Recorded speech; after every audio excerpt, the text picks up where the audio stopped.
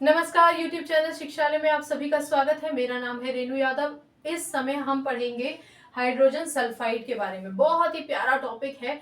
Topic इसलिए प्यारा है क्योंकि हाइड्रोजन अपने आप में बहुत प्यारा है। रीजन ये कि ये पीरियोडिक टेबल में मेटल्स के साथ रखा गया है। एक पॉज लीजिए।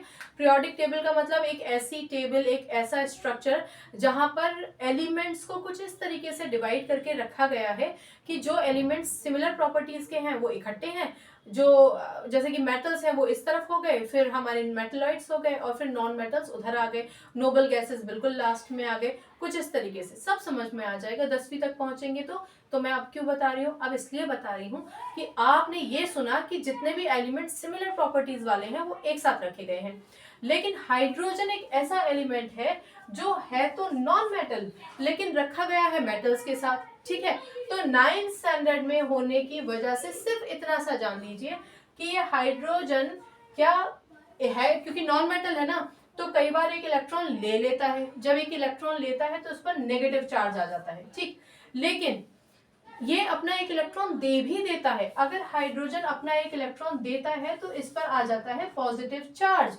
ठीक है, तो इस पॉजिटिव चार्ज वाले हाइड्रोजन को हम कहते हैं हाइड्रोजन आयन, या फिर हम इसको प्रोटॉन के नाम से भी जानते हैं। अब प्रोटॉन के नाम से क्यों जानते हैं, उसकी कहानी थोड़ी सी बड़े लेवल की है, मैं इस समय इस लेक्चर में अवॉइड कर रही हूँ।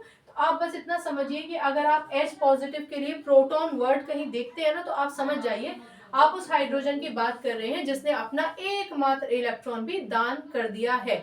ठीक है, अच्छा, एकमात्र इलेक्ट्रॉन दान कर दिया ना, इसके पास एक ही न्यूक्लियस था, एक ही इलेक्ट्रॉन था, जितने इलेक्ट्रॉन उतने प्रोटॉन, तो एकमात्र इलेक्ट्रॉन तो दान ही कर दिया, तो इसके पास सिर्फ एक ही प्रोटॉन बचा। ठीक है ना, चलिए, तो हाइड्रोजन पर 1 पॉजिटिव चार्ज होता है, ये इस पूरी कहानी से आपने सीख लिया, यानी हाइड्रोजन पर है 1 पॉजिटिव चार्ज।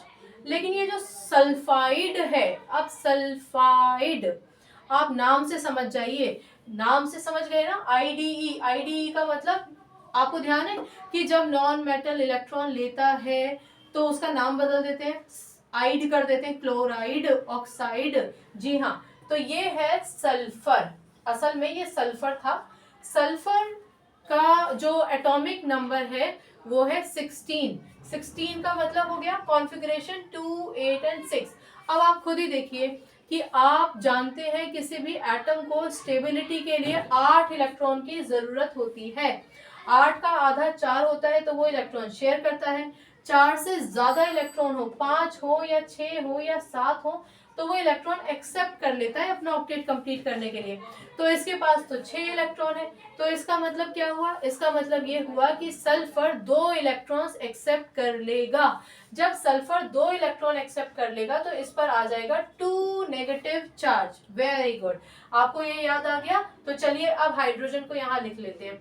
हाइड्रोजन है हमारा 1 पॉजिटिव, ठीक है ना। अच्छा, आप अगर ये सोचें कि अभी तो आपने बताया था हाइड्रोजन पर नेगेटिव भी साइन होता है, तो हमने यहाँ नेगेटिव साइन वाला क्यों नहीं लिया, तो याद रखिए कि जब कभी भी कोई भी कंपाउंड बनता है, हाइड्रोजन सल्फाइड एक कंपाउंड है, जब कभी भी कोई कंपाउंड बनता है तो एक मेटल और एक नॉन मेटल के कॉम्बिनेशन से बनता है।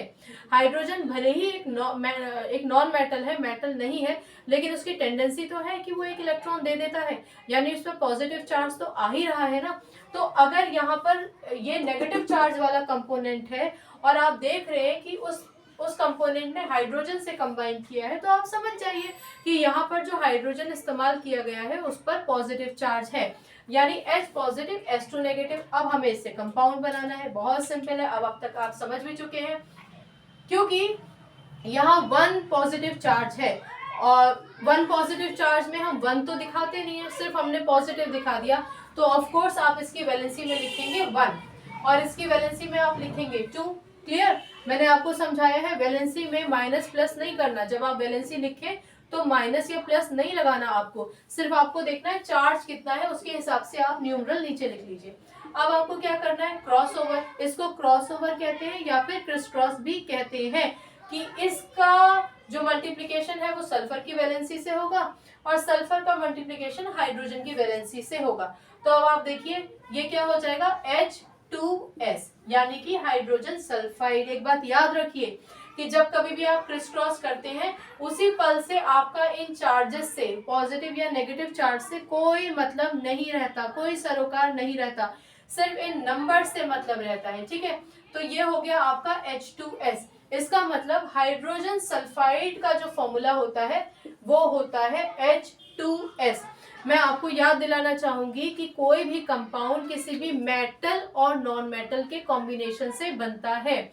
यहाँ पर हाइड्रोजन सल्फाइड में जो हाइड्रोजन है वो एक मेटल नहीं है, लेकिन मेटल की तरह बिहेव कर रहा है, यानी एक इलेक्ट्रॉन दे रहा है ना, इसलिए उस पर पॉजिटिव चार्ज आ रहा है, और इसी वजह से वो सल्फर जो एक नॉन मेटल है उससे कंबाइन कर पा रहा है। एक और चीज मैं आपको याद दिलाना चाहूंगी कि कभी भी आपको एक प्रोडक्ट बनाते हैं तो जो पॉजिटिव चार्ज कंपोनेंट होता है वो हमेशा पहले आता है, और जो नेगेटिव चार्ज कंपोनेंट होता है वो हमेशा बाद में आता है। आपको याद होगा कि जिस पे नेगेटिव चार्ज होता है वो जो आयन होता है वो एनायन कहलाया जाता है, जिस पर पॉजिटिव चार्ज होता है वो आयन एक कैटायन कहलाया जाता है। तो कैटायन पहले लिखा जाता है और एनायन बाद में लिखा जाता है, लेकिन जब उनकी वैलेंसीज लिखकर आप क्रिस क्रॉस करते हैं तो यहाँ पर आप पॉजिटिव या नेगेटिव साइन नहीं रिप्रेजेंट करेंगे, क्योंकि वैलेंसी को आपने क्रिस क्रॉस करके नंबर्स के फॉर्म में नीचे लिख लिया है। एक और चीज हम यहाँ पर देख रहे हैं कि हाइड्रोजन